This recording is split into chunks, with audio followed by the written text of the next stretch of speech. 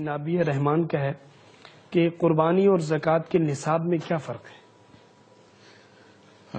ایک فرق تو یہ ہے کہ جو زکوٰۃ ہے اس میں سال گزرنے کی شرط ہوتی ہے اور اس میں سال گزرنے کی شرط نہیں ہوتی،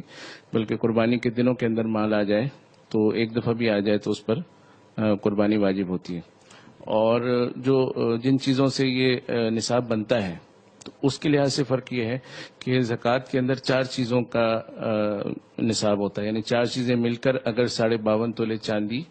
کے قیمت کے بقدر ہو جاتا ہے تو پھر اس پہ زکوٰۃ فرض ہوتی ہے۔ اور قربانی کے اندر 5 چیزوں کے ملانے سے اگر یہ نصاب بنتا ہے تو پھر قربانی واجب ہوتی ہے۔ تو 4 چیزیں جو ہیں وہ سونا، چاندی، نقدی، مال تجارت۔ سونا چاندی تو معروف ہے جیسے بھی ہو، اور نقدی جو ہے وہ آپ کے پاس ہو، ادھار ہو، بینک میں ڈپازٹ ہو، قرضہ دیا ہوا ہو، سب چیزیں اس میں آئیں گی۔ اور جو مال تجارت ہے اس سے مراد یہ ہوتا ہے کہ وہ ایسا یعنی کوئی بھی ایسی چیز ہے جو کہ آپ نے بیچنے کی نیت سے خریدی تھی، اور ابھی جب آپ زکوٰۃ کی کیلکولیشن کر رہے ہیں تو ابھی آپ کی بیچنے کی نیت باقی ہے، اس دوران کبھی آپ کی نیت تبدیل نہیں ہوئی،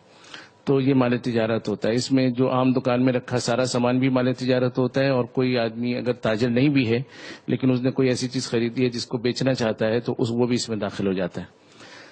اور 5ویں چیز جو قربانی کے اندر ہم ملاتے ہیں وہ ہے ضرورت سے زائد سامان۔ اور ضرورت سے زائد سامان سے مراد یہ ہے کہ وہ سامان ایسا ہو جو کہ سال سال بھی استعمال میں نہ آتا ہو، یا تو وہ ہی ضرورت کا نہ ہو،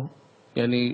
آرائش کا سامان ہو، جیسے کوئی پینٹنگ ہے یا اس طرح کی چیز ہے، یا سامان تو ضرورت کا ہے لیکن وہ ضرورت کا سامان استعمال میں نہیں آ رہا، جیسے گھروں کے اندر جو ہے 2-3 بھائی ہیں، ان میں سے ایک کا فریج رکھا ہوا ہے، استعمال ہی نہیں ہوتا، اور 2 کے فریج استعمال ہو رہے ہیں، تو یہ جو ہے پورا سال استعمال نہیں ہو رہا، ضرورت سے زائد ہے، تو اس قسم کی صورتیں ہو سکتی ہیں۔ تو خلاصہ یہ ہے کہ زکوٰۃ کے اندر 4 چیزوں کا نصاب ہے اور قربانی کے اندر 5 چیزوں کا نصاب ہے، اور ساتھ میں یہ بھی کہ وہاں پہ سال گزرنا شرط ہے، یہاں پہ سال گزرنا شرط نہیں ہے۔ جی بہت